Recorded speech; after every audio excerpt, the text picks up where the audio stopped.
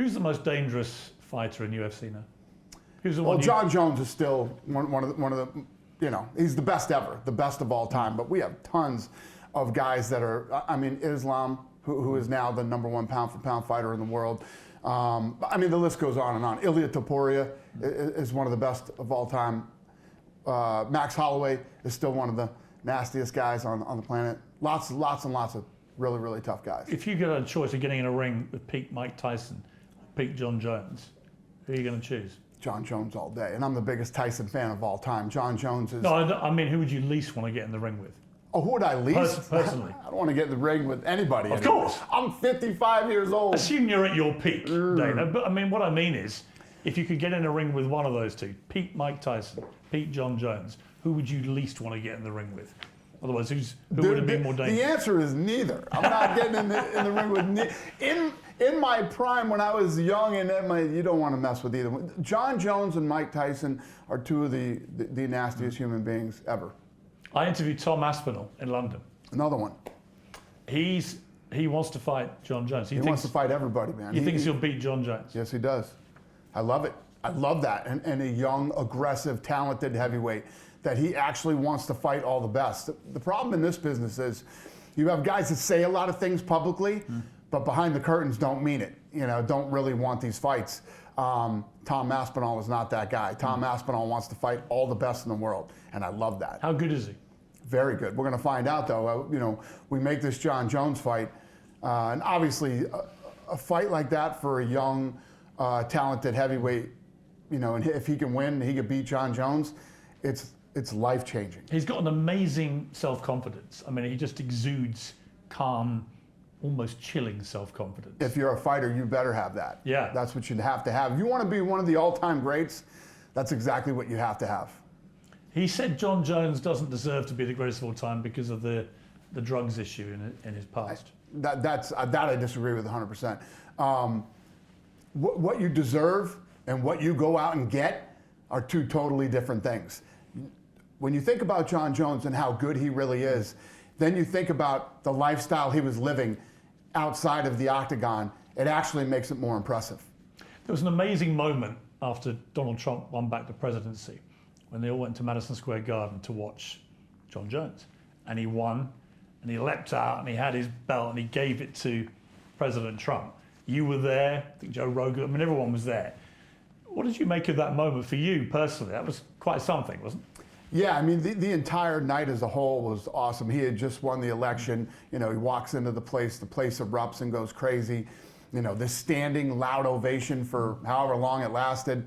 And then all the fighters that night showing respect to the president, and then Jon Jones, the whole belt thing. And yeah, it was a good night. You've known Trump a long time. Mm-hmm. I've known him a long time. I've spoken to him a lot in the last few months since he got shot. I've detected him. He's a bit of a changed guy, that surviving the assassination, winning back the presidency in such emphatic style, seems to have given him, I wouldn't say a new lease of life, but certainly a new energy to try now and cement his legacy. Are you picking up that kind of vibe? Oh, listen, I've been through it all with him, the ups, the downs, and everything in between. He we talk about what it means to be a fighter. Nobody embodies that more than President Trump. If you look at what that guy's been through, and not just, at some point in our life, we all go through, hard times, ups and downs and all.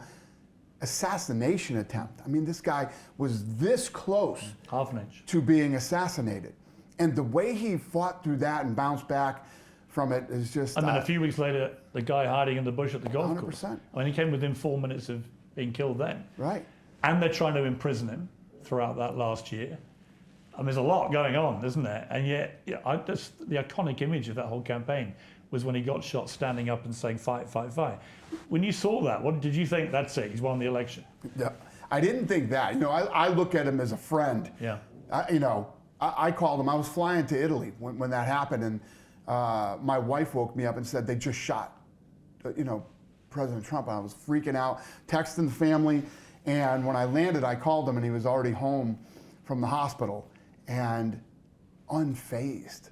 Unfazed. And everybody wants to talk smack, and I was actually Batista the old wrestler, did this skit on Trump being weak and all this stuff that I thought was disgusting and gross. And let me tell you what, Batista and anybody else out there, the way that Trump reacted to that assassination attempt, every man hopes that that's the way you would react. If you reacted this much of how Trump reacted to that thing, you'd be happy.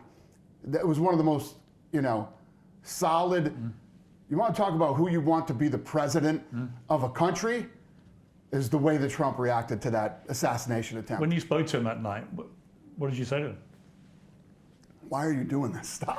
Stop. Did you? Yeah. Give it up. I told him to stop so many times. It's just like, you have such a good life and you could do all these other things. But the thing is with President Trump is he believes in God. And he's he's very religious. He told me he thinks God must have had a plan for me.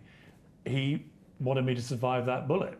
He said that to me. He believes that to his core, that God has spared his life to be the president and do the things that he's going to do over the next 4 years. And it's hard to disagree when you see how close he came. I mean, it was such a big... Me and Rogan have talked about this. So me and Rogan, I guess you would say, are not spiritual. And if you had to put me on a platform to debate that there wasn't some type of divine intervention, I'd literally have no ammo to debate that. It's pretty crazy. It gives me the goosebumps. It's yeah. But Trump believes it to his core.